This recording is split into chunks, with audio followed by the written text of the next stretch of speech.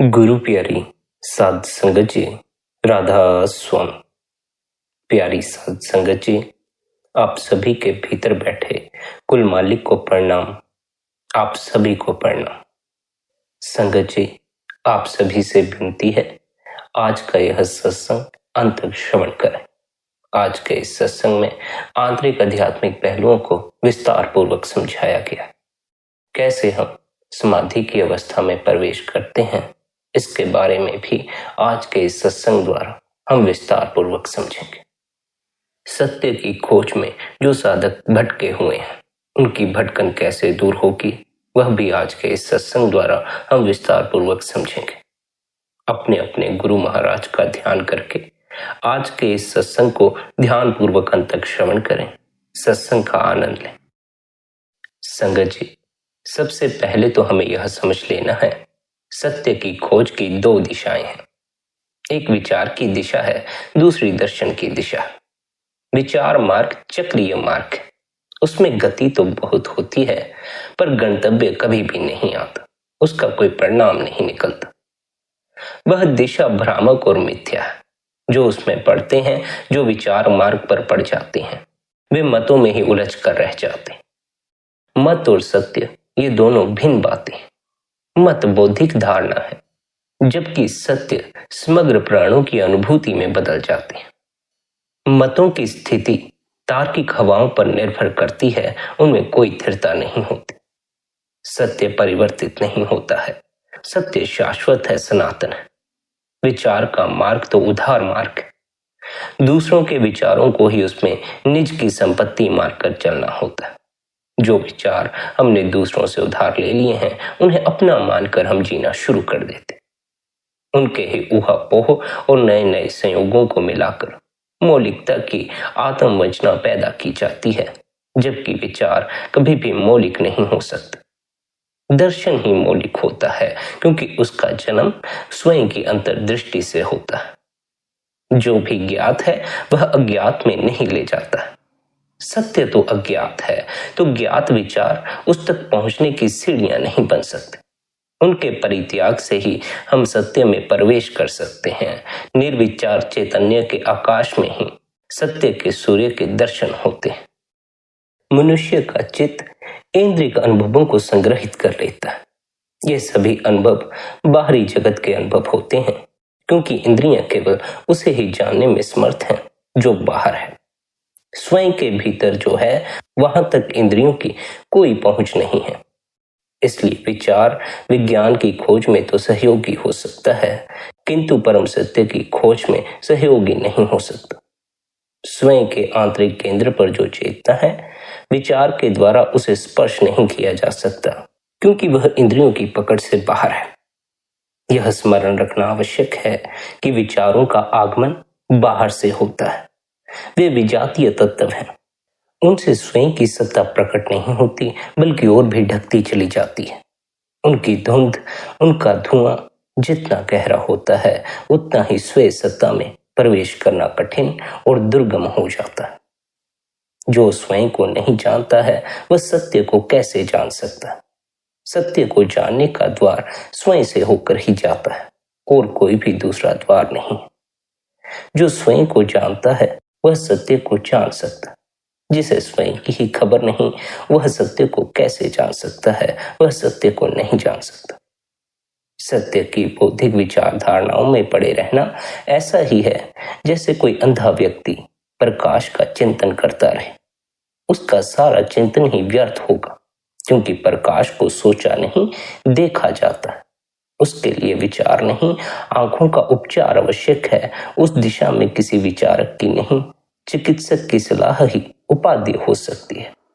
विचार चिंतन है, दर्शन चिकित्सा है। प्रश्न प्रकाश का नहीं, सदा ही आंखों का है।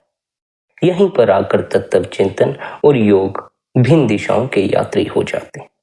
तत्व चिंतन अंधों द्वारा प्रकाश का विचार और विवेचना है, जबकि योग आंखें देता है और सत्य के दर्शन की सामर्थ्य और पात्रता उत्पन्न करता है। योग समाधि का विज्ञान है। चित्त की शून्य और पूर्ण जागृत अवस्था को ही समाधि कहा जाता है। विषयों की दृष्टि से जब चित्त शून्य होता है और विषय की दृष्टि से पूर्ण जागृत, तब समाधि उपलब्ध होती है। समाधि सत्य के लिए चक्षु है। हमारा चित्त साधारणतः विषयों, विचारों और उनके प्रति सूक्ष्म प्रतिक्रियाओं के अधीन रहता है। इन अशांत लहरों की कर्मश एक मोटी दीवार बन जाती है। यही दीवार हमें स्वयं के बाहर रखती है, स्वयं का अनुभव नहीं होने देती।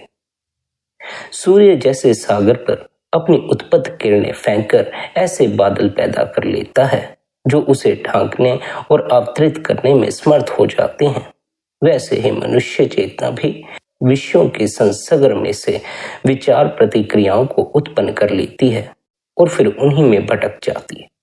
अपने ही हाथों से अपनी सत्ता तक पहुंचने के द्वार बंद करने के लिए मनुष्य स्वतंत्र है, किंतु जो अपने पैरों में अपने हाथ से बेड़ियां डालने में समर्थ होता है, वह उन्हें तोड़ने की क्षमता भी अवश्य ही रखता। स्वतंत्रता हमेशा दोहरी होती है। बनाने की शक्ति में मिटाने की शक्ति भी अवश्य ही अंतर्हित होती है। इस सच्चाई को ध्यान में रखना बहुत ही आवश्यक है। स्वयं को या सत्य को पाने जो चलता है, उसे विजातीय प्रभावों को दूर करने के लिए उनकी दीवार पर दो बिंदुओं से आक्रमण करना होता है। एक आक्रमण जागरूकता द्वारा और दूसरा शून्यता द्वारा। इन दोनों की जहां पूर्णता होती है और संगम होता है, वहां समाधि फलित होती है। जागरूकता के लिए कार्यों या विचारों में अपनी मूर्छा को छोड़ना पड़ता है। कोई भी कर्म या कोई भी विचार सोई सी अवस्था में नहीं, परिपूर्ण सजगता से होना चाहिए। सतत ऐसी धारणा करने पर स्वयं में साक्षी का जन्म होता है। जागरूकता के लिए निरंतर सचेत रहने और अपनी अर्ध निद्रा सी चित्त दशा पर आघात करने से स्वतः ही जागरण का प्रारंभ हो जाता है। फिर धीरे धीरे एक बोध चेतना सहज के साथ रहने लगती है। यहां तक कि निद्रा में भी इसका साथ नहीं छूटता है। यह पहला आक्रमण है। दूसरा सहयोगी आक्रमण शून्यता के लिए करना होता है। यह स्मरण रखना है कि चित्त जितना कम आंदोलित हो उतना ही अच्छा है। ऐसे विचारों और भावों में स्वयं को पड़ने से रोकना पड़ता है जिनका परिणाम चित्त को अशांत करता है।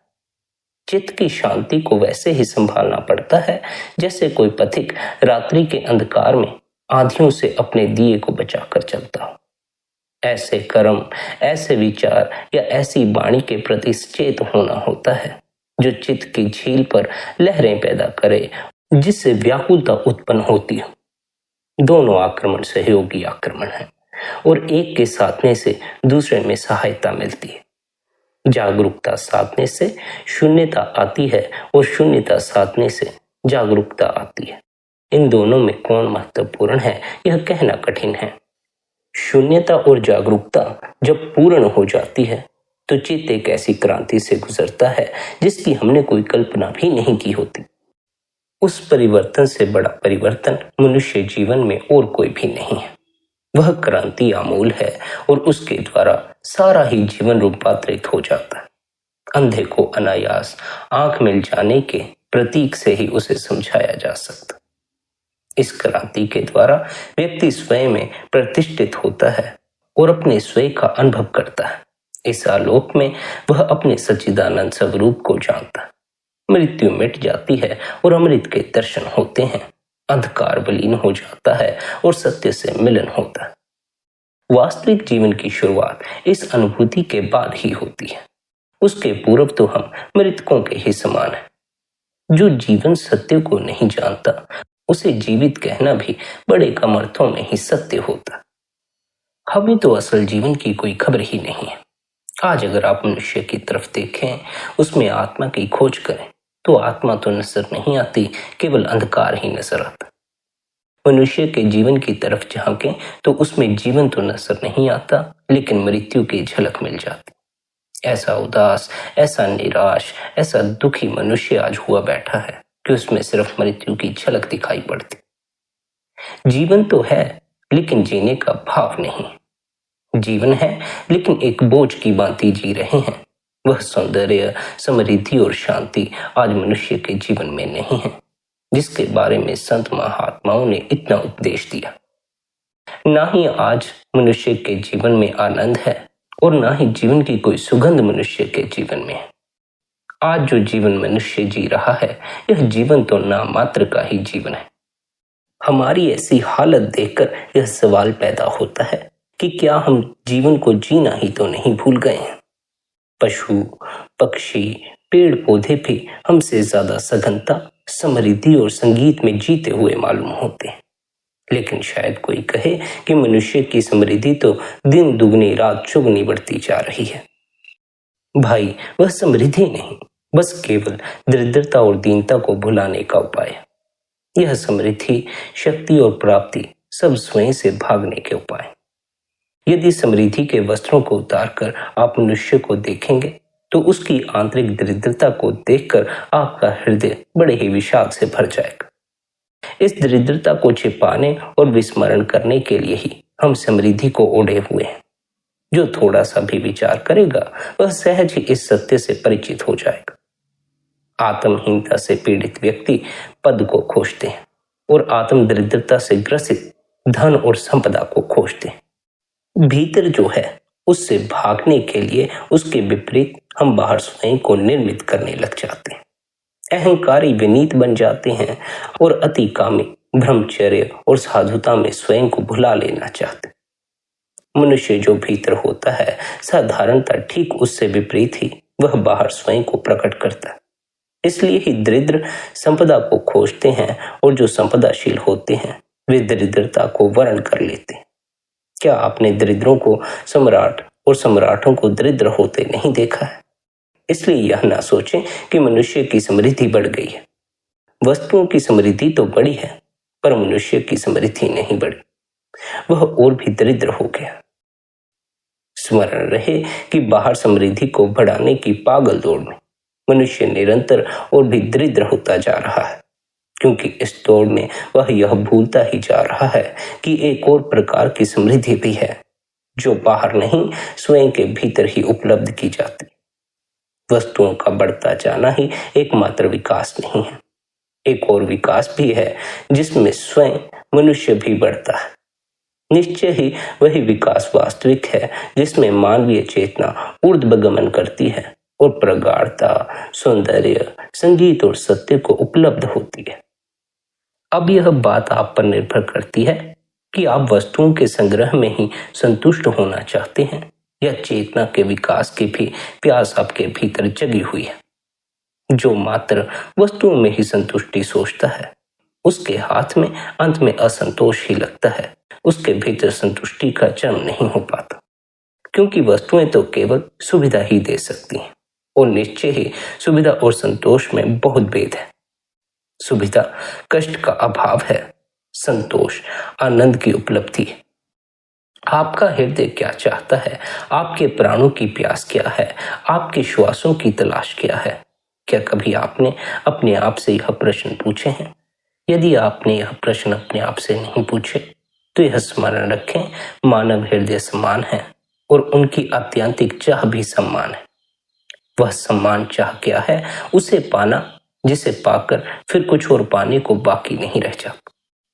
हमारे प्राणों की असल प्यास यही है, हमारी असल तलाश यही है, वह पा लेना जिसे पाने के बाद सब पाने की दौड़ ठहर जाती।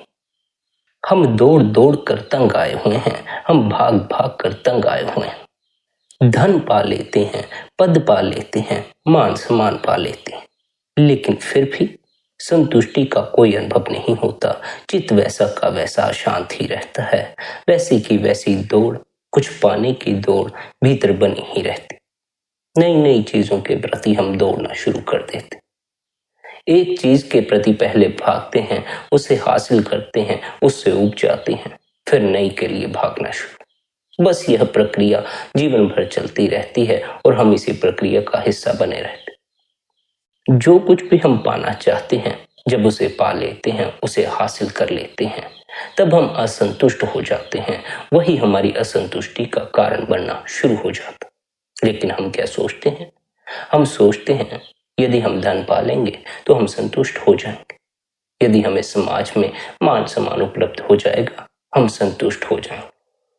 हम संतुष्ट तब तक नहीं हो सकते जब तक हमें वह न मिल गया जिसे पाकर कुछ पाना शेष नहीं रह जाता। अगर हम कुछ ऐसा हासिल कर रहे हैं जिसे पाने के बाद बहुत कुछ शेष रह जाता है, तब फिर हमारी दौड़ बनी ही रहेगी। धन को पा लेने से सब कुछ नहीं मिल जाता, बहुत कुछ शेष रह जाता।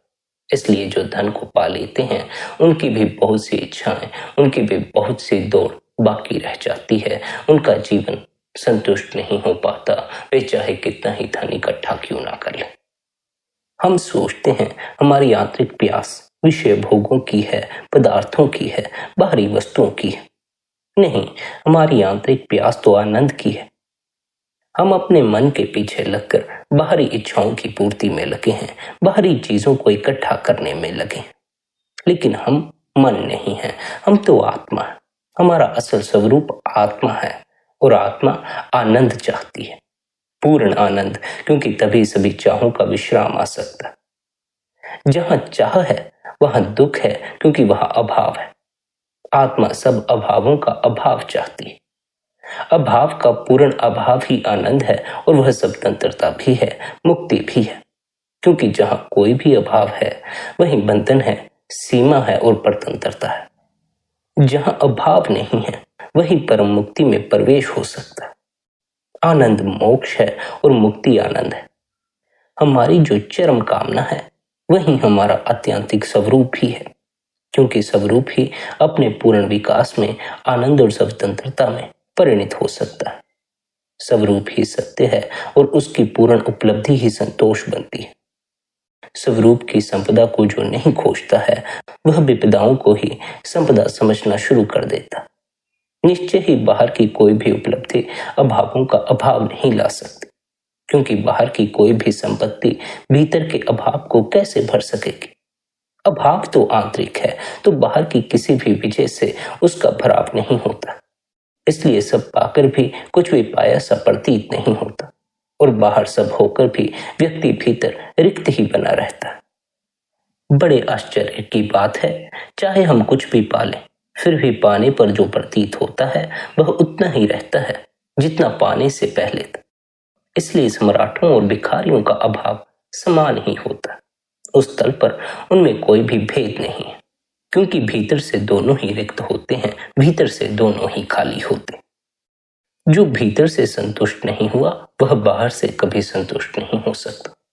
अगर भीतर अशांति है, चित्त बेचैन है, तो बाहर शांति के कितने ही उपाय करते रहो, उन उपायों का कोई लाभ नहीं होने वाला। अगर चित्त ही दुख में है तो बाहर सुख के कितने ही उपाय करते रहो, उन उपायों से कोई लाभ नहीं होगा। आप अपने आप को दुखी, चिंतित और बेचैन ही महसूस करेंगे। इसलिए हमें जो अपने जीवन में बदलाव लाना है वह बाहर से नहीं लाना, बल्कि भीतर से लाना। जब हम अपने आप को भीतर से रूपांतरित करना शुरू कर देते हैं तभी हमारे जीवन में संतोष का आगमन होता है, आनंद का आगमन होता है। आनंद कब उपलब्ध होता है? अपने स्वयं के अनुभव में प्रवेश करने से। स्वयं का अनुभव कहीं बाहर से नहीं होता, आत्मा का अनुभव कहीं बाहर से नहीं होता, बल्कि भीतर से होता है। इस देह के भीतर ही हम अपने स्वयं के अनुभव में उतर सकते हैं, हमें अपनी आत्मा की खबर लग सकती है। जैसे जैसे हम अपने स्वयं में ठहरना शुरू करते हैं, अपने स्वयं के अनुभव में प्रवेश करना शुरू करते हैं, हमें भीतर भराव मालूम पड़ना शुरू हो जाता। स्वयं के अनुभव से ही हमारे भीतर भराव आता है, वरना हम रिक्त रह जाते हैं, खाली रह जाते हैं। बाहर हमने जो कुछ भी इकट्ठा कर रखा है उसकी कोई भी सुरक्षा नहीं है, क्योंकि किसी भी क्षण वह छिन सकता है या नष्ट हो सकता है। अंततः मृत्यु तो उसे छीन ही लेती है। जो छीना जा सकता है उसे हमारा अंतर हृदय कभी भी अपना नहीं मान पाता। इसलिए ही संपत्ति सुरक्षा नहीं देती, हालांकि हम उसे सुरक्षा के लिए खोजते। उल्टा हमें ही संपत्ति की सुरक्षा करनी पड़ती। यह ठीक से समझ लें, संपत्ति, सुविधाओं और शक्तियों से न अभाव मिटता है, न असुरक्षा मिटती है, न ही भीतर का भय मिटता है। उनके मिथ्या आश्वासन में ज्यादा से ज्यादा व्यक्ति उन्हें भुला भर सकता है। इसलिए ही संपत्ति को मद कहा है। उसकी मादकता में जीवन की वास्तविक स्थिति के दर्शन नहीं हो पाते। और अभाव का इस भांति विस्मरण अभाव से भी बुरा है, क्योंकि उसके कारण अभाव को मिटाने की वास्तविक दिशा में दृष्टि नहीं उठ पाती। जीवन में जो अभाव है वह किसी वस्तु, शक्ति या संपदा के न होने के कारण नहीं है, क्योंकि उन सब के मिल जाने पर भी उसे मिटते नहीं देखा जाता। जिनके पास सब कुछ है, क्या उनकी दरिद्रता से आप परिचित नहीं हैं? आपके पास जो कुछ है, क्या उससे जरा भी आपकी दरिद्रता और दीनता मिटी है? सब कुछ हासिल करके भी तो हम अपने आप को भीतर से दीन और दरिद्र ही पाते हैं। बाहर की संपत्ति, शक्ति, सुरक्षा सभी उस वास्तविक संपत्ति की छायाएं भर है जो कि हमारे भीतर है। हमारे भीतर तो असल संपत्ति मौजूद है, जिसे हासिल करके हमें संतुष्टि हासिल हो सकती। अभावों का मूल कारण बाहर की किसी उपलब्धि का होना नहीं, वरन स्वयं की दृष्टि का बाहर होना। इसलिए जो अभाव कुछ पाकर भी नहीं मिटते, वे दृष्टि के भीतर मुड़ने पर पाए ही नहीं जाते। आत्मा का स्वरूप ही आनंद है, वह उसका कोई गुण नहीं, उसका स्वरूप ही आनंद है। आत्मा का आनंद से कोई संबंध नहीं है, वस्तुतः आत्मा ही आनंद है। वे दोनों एक ही सत्य के नाम है। सत्ता की दृष्टि से जो आत्मा है, अनुभूति की दृष्टि से वही आनंद है। लेकिन उस आनंद को आत्मा मत समझ लेना जिसे साधारणतः आनंद कहा जाता है। वह आनंद आनंद नहीं है, क्योंकि आनंद के मिलते ही फिर आनंद की सब खोज बंद हो जाती। लेकिन हम तो घड़ी घड़ी आनंद खोजने में लगे। हम जिसे आनंद कहते हैं वह आनंद नहीं, उत्तेजना। असल आनंद तो हमारे भीतर मौजूद है। जिस आनंद के मिलने से खोज और बढ़ती है, जिसे पाने से तृष्णा और प्रबल होती है, जिसे पाकर जिसे खोने का भय पीड़ित करता है, वह आनंद का मिथ्या आभास है, आनंद नहीं है। निश्चय ही वह जल जल नहीं है जिससे प्यास और भी बढ़ जाती है। वही जल हो सकता है जिससे हमारी प्यास मिट जाए। वही आनंद हो सकता है जिसे हासिल करके हम आनंदित हो जाएं। जिन मिथ्या रूपी आनंदों के पीछे हम भागते हैं, उनमें तो हमें कभी आनंद हासिल होता ही नहीं।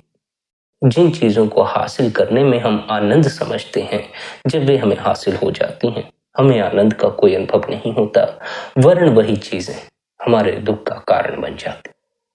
जिन्हें धन में आनंद नजर आता था, धन इकट्ठा करने के बाद धन ही उनकी सिरदर्दी बन जाता है, धन ही उनके सर का बोझ बन जाता।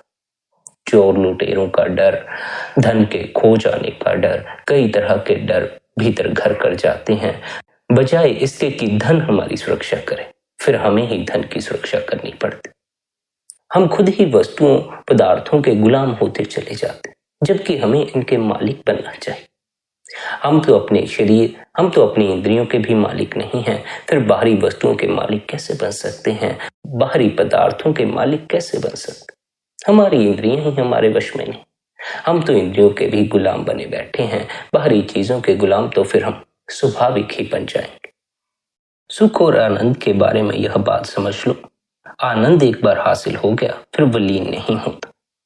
सुख तो वह होता है जो घड़ी दो घड़ी के लिए सुख का अनुभव करवाता है, फिर विलीन हो जाता। हम सुख को ही आनंद समझ लेते हैं, जबकि सुख आनंद का आभास मात्र है, छाया मात्र है।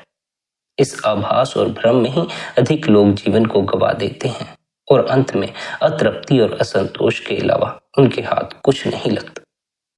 निश्चय ही यदि कोई मनुष्य झील के पानी में चांद के प्रतिबिंब को देखकर उसकी खोज करने निकल पड़े, उसे झील में ही ढूंढना शुरू कर दे, तो अंत में उसके हाथ क्या लगेगा? कुछ भी नहीं। उसकी खोज उसे जितना ज्यादा झील की गहराई में डुबाएगी, उतना ही ज्यादा वह वास्तविक चांद से दूर निकलता जाएगा। सुख की खोज में ऐसा ही व्यक्ति आनंद से दूर निकल जाता है। सुख को खोजते खोजते जो मिलता है वह सुख नहीं, दुख ही होता। क्या आपके स्वयं के जीवन का अनुभव भी इसी सत्य की गवाही नहीं है कि सुख की खोज अंत में दुख के तट पर ले जाती है? हमें जिन चीजों में सुख दिखाई पड़ता है उससे बिल्कुल ही भिन्न हमें हासिल हो जाता है, हमारे जीवन में दुख आ जाता है। सुख की खोज ही दुख ले आती है। सुख को खोजते खोजते ही हम दुख तक पहुंच जाते हैं। प्रत्येक सुख आनंद का आश्वासन और आकर्षण देता है, क्योंकि वह आनंद की छाया, लेकिन उसके पीछे जाने पर कुछ भी नहीं मिलता। उसके पीछे जाने पर असफलता, विषाद और दुख के बादल घिर जाते हैं, क्योंकि आपकी छाया को पकड़कर भी मैं आपको कैसे पा सकता हूं, और फिर यदि आपकी छाया को पकड़ लूं तो भी मेरी मुट्ठी में कुछ भी नहीं हो सकता। इसलिए हमें यह स्मरण रखना है कि प्रतिबिंब सदा ही विरोधी दिशा में बनते। चांद ऊपर है, प्रतिबिंब उसका झील में नीचे बनता। अगर कोई चांद को झील में देखकर चांद को झील में खोजना शुरू कर दे तो वह चांद से दूर निकल जाए। नजर को ऊपर करके यदि कोई चांद को आकाश की तरफ देखे तभी वह असल चांद तक पहुंच सकता है। हमें भी अपनी नजर सुख से ऊपर उठाकर आनंद की तरफ करनी चाहिए। सुख आनंद का प्रतिबिंब है, लेकिन हम प्रतिबिंब को पकड़कर बैठ गए।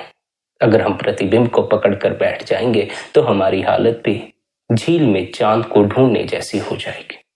फिर तो जैसे झील में चांद ढूंढने वाला असल चांद से दूर हो जाता है, हम भी असल आनंद से दूर होते चले जाएंगे।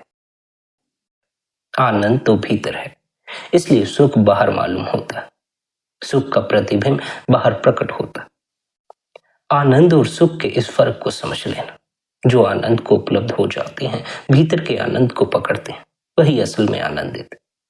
जो आनंद के प्रतिबिंब सुख को पकड़कर बैठ जाते हैं, वह दुख में पड़ जाते हैं, क्योंकि सुख वस्तुतः दुख है। प्रत्येक सुख अनिवार्यतः अंत में दुख में परिणत हो जाता है, और जो अंत में जैसा है वह वस्तुतः आरंभ में भी वैसा ही होता है। थोड़ा समझो अगर सुख दुख में परिवर्तित हो रहा है, सुख भी दुख ला रहा है, तो उसका यह कारण है कि वह सुख था ही नहीं, वह शुरुआत में भी दुख ही था। हमारे पास आंखें गहरी नहीं होती, इसलिए जिसके दर्शन प्रारंभ में होने थे उसके दर्शन अंत में हो पाते। यह असंभव है कि जो अंत में प्रकट हो वह आरंभ से ही उपस्थित न रहा हो। अगर दुख अंत में प्रकट हो रहा है तो दुख शुरुआत में भी होगा, हमें नजर नहीं आया होगा। अंत तो आरंभ का ही विकास। आरंभ में जो प्रकट था वही अंत में प्रकट हो जाता। बीज में यदि आम का वृक्ष छिपा हो तभी आम का वृक्ष पैदा हो सकता। बीज में यदि फूल छिपे हैं तो फूल प्रकट हो सकते। जिस बीज में फूल छिपे हैं उससे आम का वृक्ष पैदा नहीं होता। जिस बीज में आम का वृक्ष छिपा है उससे फूल पैदा नहीं होता। जिस बीज में दुख छिपा है उससे दुख ही पैदा होगा। हमारी नजर कमजोर है, हमारी परख कमजोर है। हम परख करने में चूक जाते, हम बीज की परख करने में असमर्थ हो जाते। हम असमर्थ हो जाते हैं यह पहचानने में कि यह जो आज हमें सुख मालूम पड़ रहा है यही कल हमारे दुख का कारण बन जाएगा।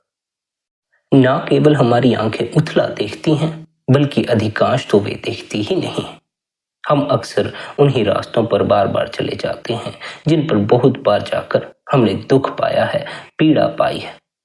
जहां दुख के अतिरिक्त और कुछ भी नहीं पाया उसी ओर हम फिर लौट जाते हैं। क्यों? क्योंकि शायद उसके अतिरिक्त और कोई मार्ग हमें दिखाई ही नहीं पड़ता। इसलिए हम न केवल धुंधला और उथला ही देखते हैं, बल्कि हम देखते ही नहीं। बहुत कम लोग हैं जो जीवन में आंखों का उपयोग करते हैं। आंखें तो सबके पास हैं, लेकिन आंखों के होते हुए भी अधिकांश अंधे बने रहते। इसलिए संसद गुरु बार बार सत्संगों में उपदेश करते हैं, यह नगरी अंधों की नगरी है, यहाँ अंधे अंधों को रास्ता दिखा रहे हैं। सभी खड्डों में गिरते जा रहे हैं, सभी मौत के मुंह में गिरते जा रहे हैं। अगर अंधे ही अंधों को रास्ता दिखाएंगे तब फिर सभी गड्ढों में ही गिरेंगे। हमें चाहिए हम किसी आंख वाले से राह लेकर अपने मार्ग पर उन्नति करें, अपने मार्ग पर अग्रसर हों। जिसने स्वयं के भीतर ही नहीं देखा है उसने कभी अपनी आंखों का उपयोग ही नहीं किया। केवल वही कह सकता है कि मैं आंख वाला हूं जिसने स्वयं को देखा, क्योंकि जो स्वयं को ही नहीं देखता है वह और क्या देखेगा। आंखों की शुरुआत स्वयं को ही देखने से होती है, और जो स्वयं को देखता है दूसरे देखते हैं कि उसके चरण सुख की दिशा में नहीं जा रहे, बल्कि वह व्यक्ति आनंद की दिशा में चलना प्रारंभ कर देता है। सुख की दिशा स्वयं से संसार की ओर है, आनंद की दिशा संसार से स्वयं की ओर। लेकिन स्वयं को देखने का अर्थ समझ लें। स्वयं को देखने का अर्थ दर्पण में खड़े होके अपने चेहरे को देखने से नहीं है। स्वयं को देखने का अर्थ इस जामे को देखना नहीं, बल्कि इस देह के भीतर जो आत्मा मौजूद है उसे देखने का अर्थ स्वयं को देखना है।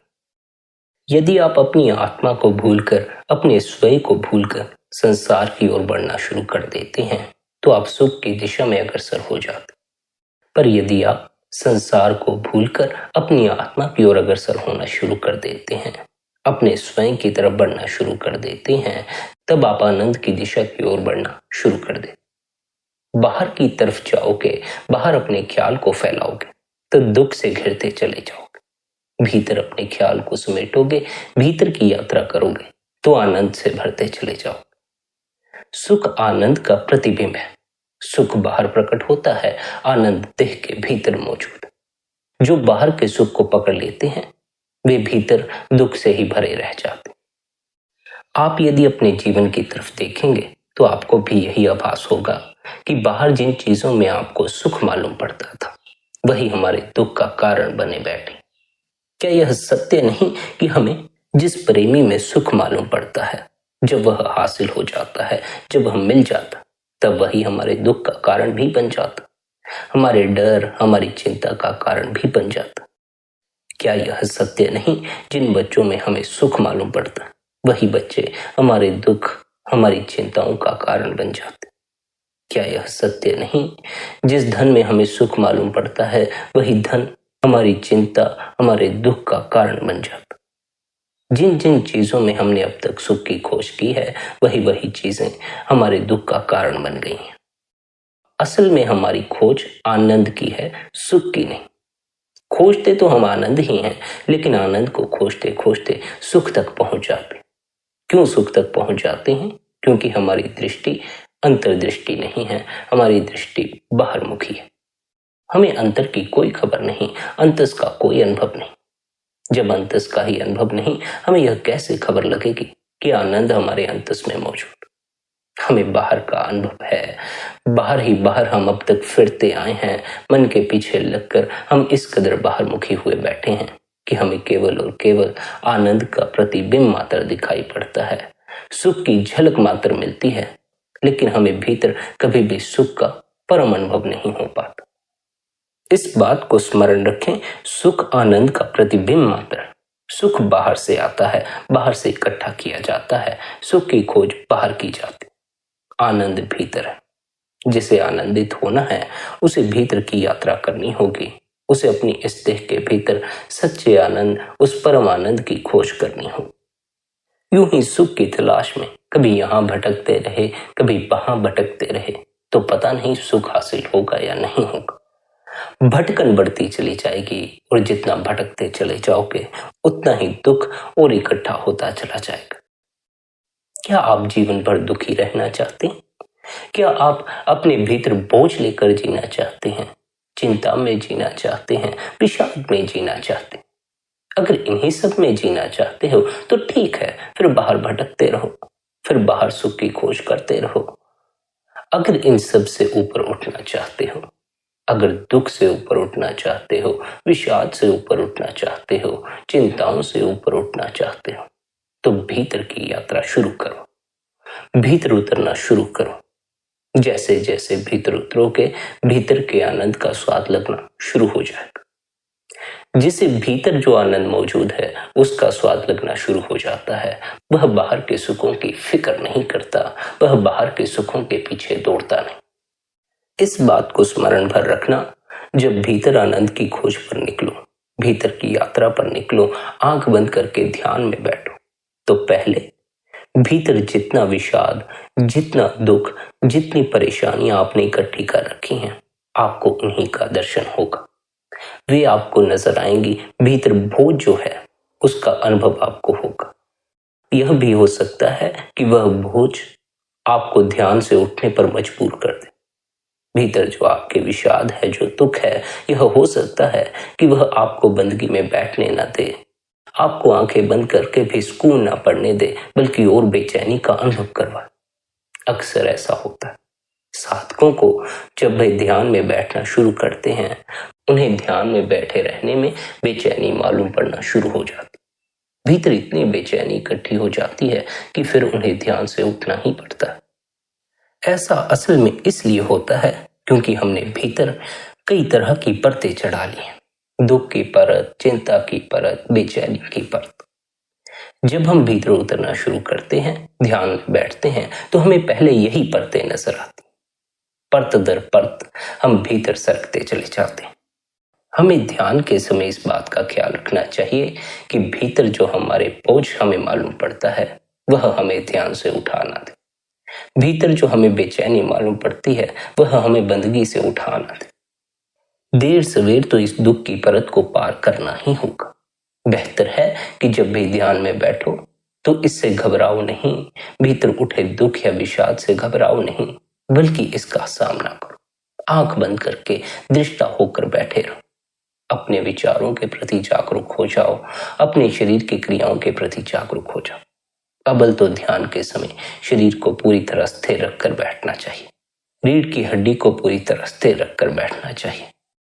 यदि आप अपने शरीर को स्थिर रखकर बैठने में समर्थ हो जाते हैं, यदि आप शरीर को स्थिर कर लेते हैं, तो उससे एक और बात आपके अनुभव में आएगी। वह क्या अनुभव में आएगा? अनुभव में आएगा कि शरीर के स्थिर होते ही आपका मन भी भीतर स्थिर होना शुरू हो गया। मन और शरीर आपस में जुड़े हुए हैं। अगर शरीर पर हलचल होती हो तो मन पर हलचल होनी शुरू हो जाती। अगर मन पर हलचल होती हो तो शरीर पर हलचल होना शुरू हो जाती। अगर आप ध्यान के समय शरीर को हिलाते रहेंगे तो आपका मन भीतर स्थिर नहीं हो पाएगा, भीतर मन में भी हलचल बनी रहेगी। फिर आपका ध्यान नहीं बन पाएगा, फिर आप ध्यान में प्रवेश नहीं कर पाएंगे, ध्यान का आपको स्वाद नहीं लग पाएगा। अगर आपका मन भीतर विचारों से भरा हुआ है, भीतर विचार दौड़े जा रहे हैं, आप उन विचारों से तादात्म्य कर लेते हैं, तब आप अपने शरीर को स्थिर नहीं रख पाएंगे, क्योंकि उन विचारों की दौड़, भीतर इकट्ठे हुए दुख और विषाद के विचार आपको इतना बेचैन कर देंगे कि आपको अपने शरीर को हिलाना ही पड़ेगा, अपने ध्यान को भीतर से हटाना ही पड़ेगा और फिर से भीतर के प्रति आपको सोकर बाहर के प्रति जागना होगा। कब तक भीतर के प्रति सोते रहोगे? कब तक अपने अंतस के प्रति सोए हुए रहोगे? अगर जीवन भर अंतस के प्रति मूर्छित रहे तो अंतिम समय में इस अफसोस से भर जाओगे कि जीवन को यूं ही बाहरी पदार्थों, बाहरी दुनिया के लिए गवा बैठे। हासिल तो बाहर से कुछ भी नहीं होता, और अगर हासिल हो जाए तब भी वह अंत में छिन ही जाता। फिर तो हासिल करना न हासिल करना एक ही बात है। बाहर से जो कुछ इकट्ठा किया है, बाहर जितने आपने रिश्ते बनाए हैं, बाहर की जितनी चीजों से आपने अपना मोह और प्यार जोड़ा है, वह सब छिन जाएगा। इस बात को हमेशा स्मरण रखें। आप जो कुछ बाहर इकट्ठा कर रहे हैं वह सब छिन जाएगा। जितने भी आपने बाहर संपत्ति इकट्ठी कर रखी है, मौत उस सारी संपत्ति को उड़ा कर ले जाएगी। हो सकता है आगे आपके बाल बच्चों की वह संपत्ति हो जाए, लेकिन वह संपत्ति आपकी फिर नहीं रहेगी। जो संपत्ति सदा के लिए हमारी ना होती हो, उसे कुछ सालों के लिए अपना समझ लेना बहुत बड़ी भूल है। ख्याल रखना, बाहर की सारी संपत्ति छिन जाएगी। जितनी संपत्ति इकट्ठी की है उतना ही अंत में रिक्तता का अनुभव होना शुरू हो जाएगा। जिस मात्रा में संपत्ति को इकट्ठा करने पर आपने जीवन भर बल दिया है, जीवन भर प्रयास किया, उतना ही आपको अंत में खाली खाली अनुभव होना शुरू हो जाए। इसलिए हमें बाहर की संपत्ति के पीछे ही नहीं लगे रहना चाहिए। बाहर की संपत्ति भी ठीक है, जब तक जीवन है बाहर की संपत्ति की भी आवश्यकता, लेकिन बाहर की संपत्ति ही जीवन नहीं है। जीवन के लिए उपयोगी है, जीवन नहीं।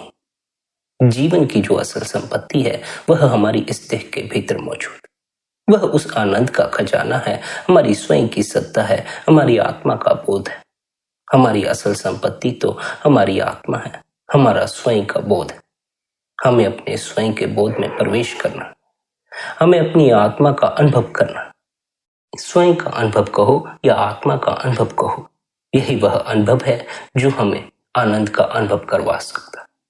बाहर के सभी अनुभव हमें दुख की तरफ ले जाते हैं और भीतर का अनुभव हमें आनंद की तरफ ले जाता। जितना अपने भीतर उतरते जाओगे, स्वयं के निकट आते जाओगे, उतना ही समाधि का अनुभव भी होना शुरू हो जाए। जब आप निरंतर अभ्यास द्वारा या निरंतर ध्यान द्वारा अपने स्वयं में प्रवेश कर जाते हैं, सभी धारणाओं को छोड़ देते हैं, मन को छोड़ देते हैं, अपने स्वयं में ठहर जाते हैं, तब फिर आप समाधि में प्रवेश कर जाते। स्वयं में ठहर जाना ही समाधि में प्रवेश कर जाना। जो अपने स्वयं से दूर होते चले जाते हैं, जो अपनी आत्मा से दूर होते चले जाते हैं, वे दुख की तरफ अग्रसर हो जाते हैं, उनकी दृष्टि बाहरमुखी हो जाती। जो स्वयं के निकट आना शुरू कर देते हैं, आत्मा के निकट आना शुरू कर देते हैं, वे आनंद के निकट आना शुरू कर देते हैं, उनकी दृष्टि अंतर्दृष्टि हो जाती। हमें अंतर्मुख बनना है। बाहरमुखी होकर हमने अब तक वैसे भी दुख ही इकट्ठा किया है। अब तक बाहरमुखी होकर हम वैसे भी चिंता और परेशानियों से लदे रहे। जीवन हमें बोझ से जीने को नहीं मिला। जीवन हमें इसलिए नहीं दिया गया है कि हम चिंताओं और परेशानियों में जिए। नहीं, परमात्मा ने हमें यह जीवन दिया ताकि इस जीवन के जो अंतस में आनंद मौजूद है, हमें उस आनंद का अनुभव हो सके। वह ऐसा परम आनंद है, उसकी जिसे खबर लग गई, फिर उसके भीतर किसी तरह के सुख की कोई मांग नहीं रह जाती, किसी तरह की कोई चाह नहीं रह जाती। जिसने भीतर के आनंद का स्वाद चख लिया, उसके लिए बाहर के सभी स्वाद फीके पड़ जाते। इसलिए प्यारी साध संगत जी, हमें अंतस की यात्रा करनी। हमें बाहर के सुखों के पीछे नहीं लग जाना, बल्कि अपनी देह के भीतर आनंद की खोज करनी। इस देह के भीतर अपनी आत्मा की खोज करनी है, उस परमात्मा की खोज करनी। आनंदित होने का एकमात्र उपाय अपने स्वयं का अनुभव कर लेना, और यह अनुभव कहीं बाहर नहीं, बल्कि यह अनुभव इस देह के भीतर किया जाता। इसलिए निरंतर ध्यान में बैठें, निरंतर भजन बंदगी में बैठें, या फिर अगर कोई साधक कोई और साधन अपनाता हो अपने भीतर उतरने का, गुरु ने जिसे जो साधन दिया हो, जो उपाय दिया हो, उस उपाय अनुसार अपने भीतर ही अपने स्वयं की खोज करें, अपने भीतर ही आनंद की खोज करें। जिनके पास कोई साधना नहीं, कोई तरीका नहीं, वे आंखें बंद करके अपने रीढ़ की हड्डी को सीधा रखकर बैठें और दृष्टा हो जाएं, साक्षी हो जाएं, अपने विचारों के साक्षी, अपने शरीर के साक्षी, भीतर उठते भावों के साक्षी। किसी के साथ अपने आप का तादात्म्य नहीं कर लेना, न विचारों के साथ, न भावों के साथ, बल्कि सबके प्रति साक्षी होकर बैठना है, दृष्टा होकर बैठना। यदि आप अपने विचारों के साक्षी होकर बैठना शुरू कर देंगे, तो धीरे धीरे साक्षी का अनुभव आपकी पकड़ में आना शुरू हो जाए।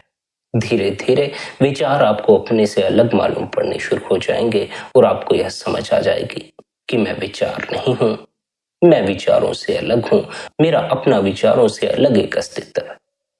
हम अपने आप को विचार समझ लेते हैं क्योंकि हमें साक्षी का कोई अनुभव नहीं। हम इस कदर विचारों में लीन हुए बैठे हैं, साक्षी के अनुभव से सदा चूकते चले जाते। असल में तो हम साक्षी ही हैं, असल में तो हमारा असल स्वरूप आत्मा ही है। लेकिन आत्म स्वरूप होते हुए भी हमें अपने आत्म स्वरूप की कोई खबर नहीं, साक्षी होते हुए भी हमें अपने साक्षित्व की कोई खबर नहीं। क्यों हमें अपने साक्षी होने की खबर नहीं? क्योंकि हमने कभी साक्षी होने का कोई प्रयास ही नहीं किया। हमने कभी अपने आप को साक्षी समझा ही नहीं। हमने सदा अपने आप को विचार ही समझा, मन ही समझा। हमने कभी मन से अलग अपने अस्तित्व का अनुभव नहीं किया। मन से अलग अपने अस्तित्व का अनुभव करने के लिए आपको मन द्वारा पैदा किए जा रहे विचारों, कल्पनाओं को अपना होना नहीं समझना चाहिए। असल में आप विचार नहीं, कल्पनाएं नहीं। आप जब ध्यान में बैठें तो अपने विचारों के प्रति, अपने भीतर उठते भावों के प्रति, अपने शरीर के प्रति साक्षी होकर बैठे। विचारों के साथ तादात्म्य ना करें, बल्कि कोई विचार आए तो उसे साक्षी भाव से देखें। अच्छा विचार आए, बुरा विचार आए, ऐसा नहीं करना है कि अगर भीतर बुरा विचार उठाया तो आप उस विचार को हटाने की कोशिश करें, या फिर आप ध्यान से ही उठ जाए। अगर आपको भीतर दुख का अनुभव हो रहा है, चिंता या परेशानी का अनुभव हो रहा है, तो आपको उसके भी साक्षी बनना। दुख का अनुभव, चिंता और परेशानी का अनुभव जब हमें ध्यान के समय भीतर होता है, तो हम इतने बेचैन हो जाते हैं कि हम ध्यान से उठ बैठते हैं। ध्यान में फिर हमारा जी ही नहीं लगता, फिर ध्यान में भी हमारा जी मचलना शुरू कर देता। इसलिए हमें ध्यान के समय इस बात का ख्याल रखना चाहिए कि हमें भीतर जो भी हमारे भाव उठ रहे हैं, जो भी विचार उठ रहे हैं उनके साथ तादात्म्य नहीं करना, उनके साक्षी होना। अगर आप भीतर उठे दुख, भीतर उठे विषाद के प्रति साक्षी बने रहेंगे तो एक क्षण आएगा जब वह दुख भीतर से विदा हो जाएगा, विलीन हो जाएगा।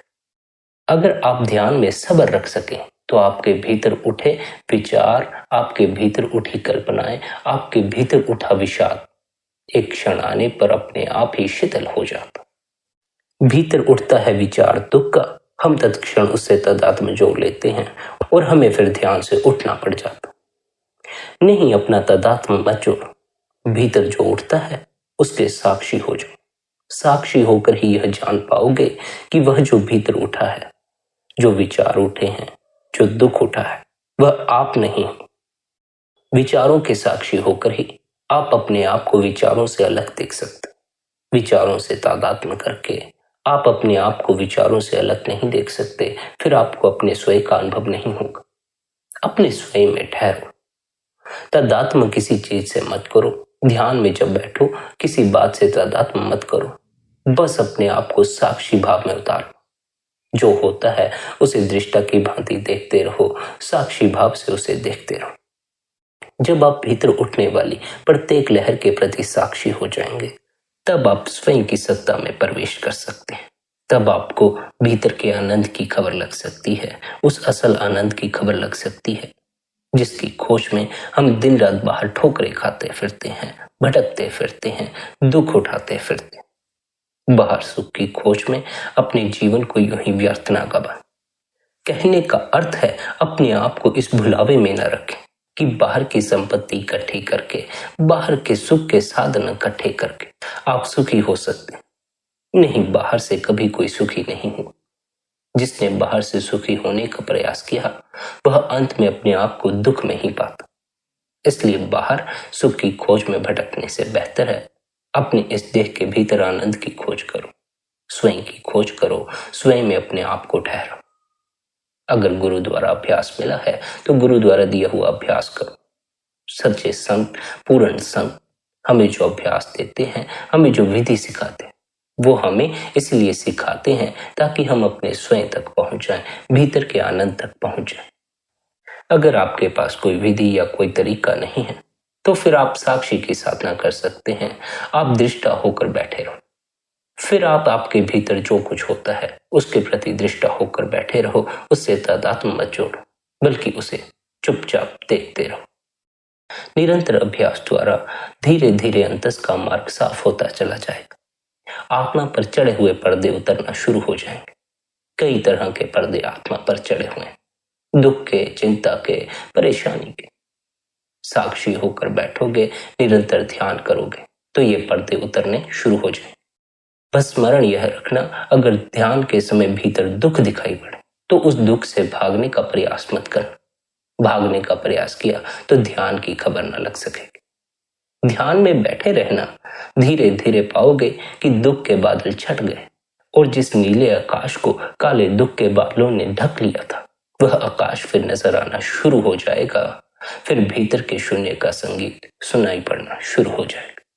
इसलिए निरंतर अभ्यास करते रहें, निरंतर ध्यान में बैठें, अपने अंतस में ही आनंद की खोज करें, अपने अंतस में ही परमात्मा की खोज करें। इस बात को सदा स्मरण रखें, आत्मा की कुदरती कशिश परमात्मा की तरफ है। जब तक हमारी आत्मा उस परमात्मा में समा नहीं जाती या जब तक हमें स्वयं की आत्मा का अनुभव नहीं हो जाता, हमें आनंद का अनुभव नहीं होता। आनंद आत्मा की उपलब्धि है। इसलिए निरंतर अभ्यास द्वारा हमें अपनी आत्मा के निकट हो जाना है, अपनी आत्मा के अनुभव में प्रवेश कर जाना। प्यारी साध संगत जी, आज के इस सत्संग को यहीं विश्राम देते हैं। आज का यह सत्संग यदि आपको अच्छा लगा हो तो आज के इस सत्संग को आप अपने मित्रों और संबंधियों के साथ शेयर भी कर सकते हैं। साथ ही आप शबद सत्संग चैनल को सब्सक्राइब करके हर रोज सुबह 5:30 बजे सत्संग का आनंद ले सकते हैं। बाकी आपकी अपनी मौज है। अपना ख्याल रखें, सबके प्रति भीतर भले की कामना रखें। इतने प्रेम और प्यार से आपने सत्संग को सुना, उसके लिए आप सभी का धन्यवाद। राधा स्वामी जी।